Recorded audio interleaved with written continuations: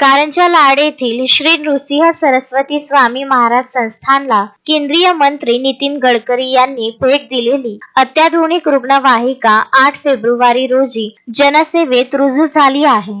या रुग्णवाहिकेचा लोकार्पण सोहळा कारंजा मानोरा आमदार सई डहाके व वाशिम मंगरुळनाथचे आमदार श्याम खोडे यांच्या हस्ते 8 फेब्रुवारी रोजी पार पडला. या कार्यक्रमाच्या व्यासपीठावर आमदार सई डहाके, आमदार श्याम खोडे, माजी नगराध्यक्ष नरेंद्र गोलेच्छा, माजी नगराध्यक्ष दत्तराज डहाके, श्री गुरु मंदिर संस्थानचे अध्यक्ष विनायक सोनटक्के, कोषाध्यक्ष अभय पारसकर, कृष्णा शास्त्री आर्वीकर, अजय कांत, डॉक्टर शार्दूल डोणगावकर, डॉक्टर सचिन कुलकर्णी, निलेश सोमाणी उपस्थित होते. आमदार डहाके यांनी गुरुमंदिर संस्थानचे आरोग्य व सामाजिक सेवेत आजवर उल्लेखनीय योगदान आहे असे बोलून त्यांनी गुरुमंदिर संस्थानचा विकास आराखडा लवकरच मंजूर होईल असा विश्वास व्यक्त केला. यासाठी आपल्याकडून प्रयत्न सुरू असल्याचे त्या म्हणाल्या. यावेळी माजी नगराध्यक्ष गोलेच्छा, डॉक्टर कांत,